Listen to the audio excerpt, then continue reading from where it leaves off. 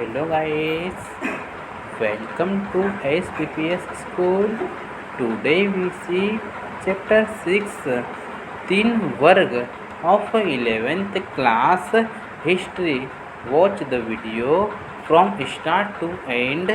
If you like the video then please like and share. आइए हम chapter 6 तीन वर्ग का सॉल्यूशन कर लेते हैं। ठीक है,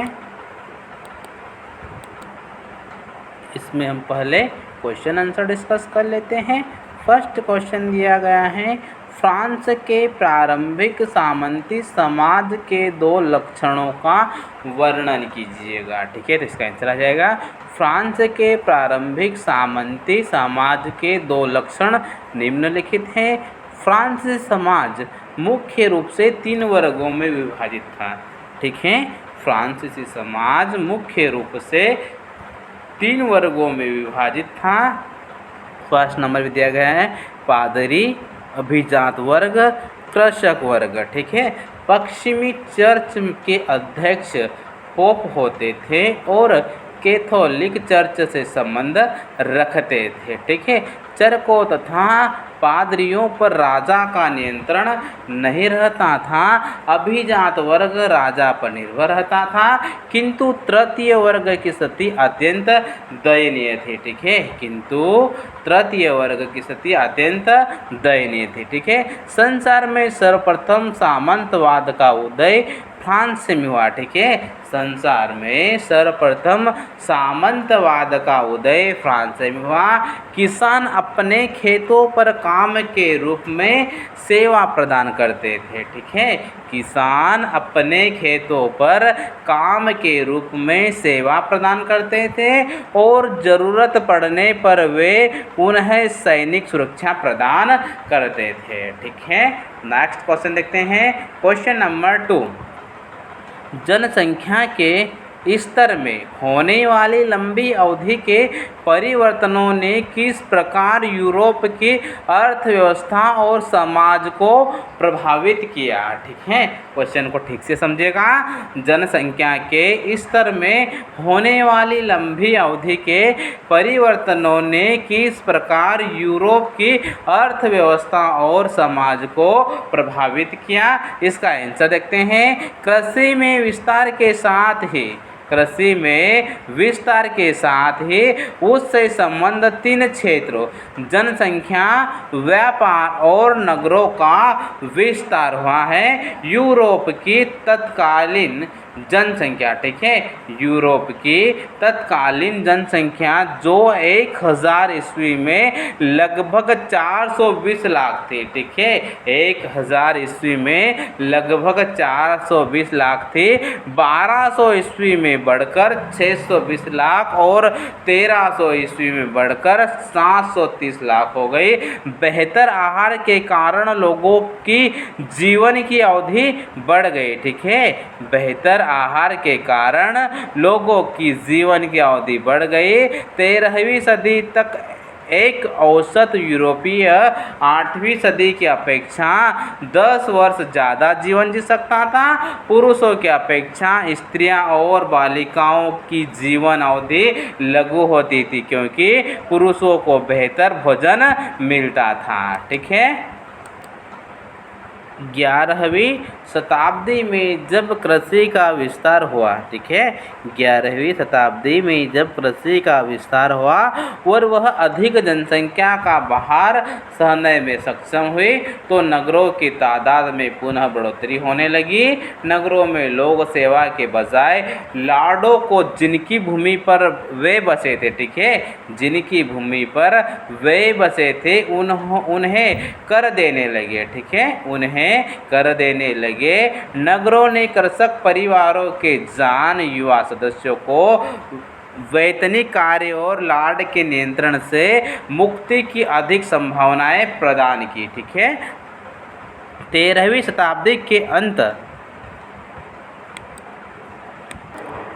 तक पिछले 300 वर्ष में उत्तरी यूरोप में तेज ग्रीष्म ऋतु का संस्थान तीव्र ठंडी ऋतु ने ले लिया। ठीक है, परिणामतः पैदावार की अवधि कम हो गई और ऊंची भूमि पर फसल उगाना कठिन हो गया। ठीक है, ऑस्ट्रिया व सर्बिया की चांदी की खानों के उत्पादन में कमी के कारण धातु में कमी आई और इससे व्यापार प्रभावित हुआ।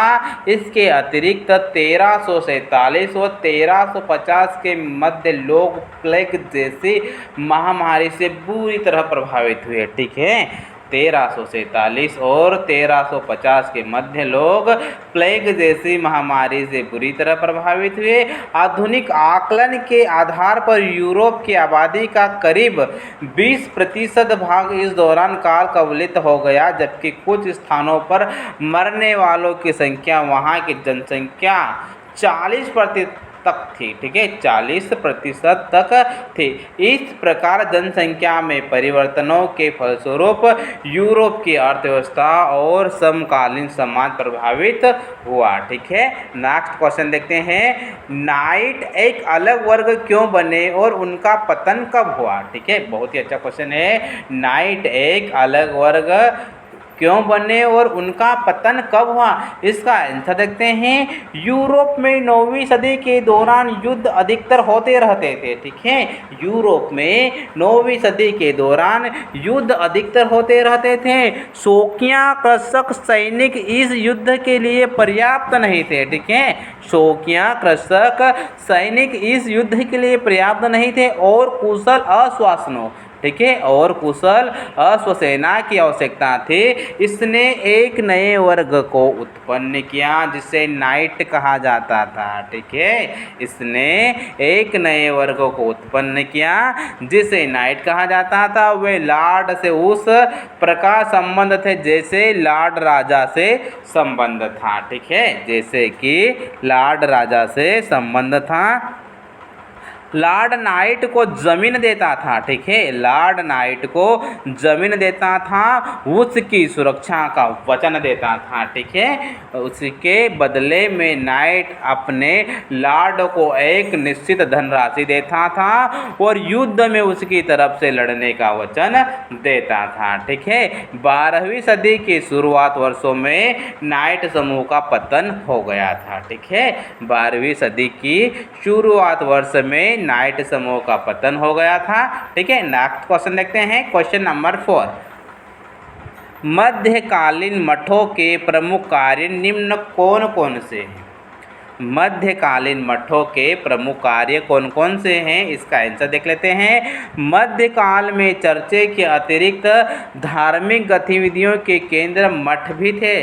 ठीक है, मठों का निर्माण आबादी से दूर किया जाता था। ठीक है, मठों का निर्माण आबादी से दूर किया जाता था। मठों में भिक्षु निवास करते थे। वे प्रार्थना करने के अतिरिक्त अध्ययन अध्यापन तथा कृषि भी करते थे। ठीक है, वे प्रार्थना करने के अतिरिक्त अध्ययन अध्यापन तथा कृषि भी करते थे। मठों का प्रमुख काम एक स्थान से दूसरे स्थान तक धर्म का प्रचार प्रसार करना था। मठों में अध्ययन के अतिरिक्त अन्य कलाएं भी सीखी जाती थी। ऑबेस हिल्डेगार्ड प्रतिभास्पंत्र संगीतज्ञ था। उसने चर्च की प्रार्थनाओं में सामुदायिक गायन की परंपरा के विकास में उल्लेखनीय योगदान दिया। 13वीं सदी से भिक्षुओं के कुछ एक समूह जिन्हें फ्रायर करते थे, मठों में रहने का फैसला किया। ठीक है।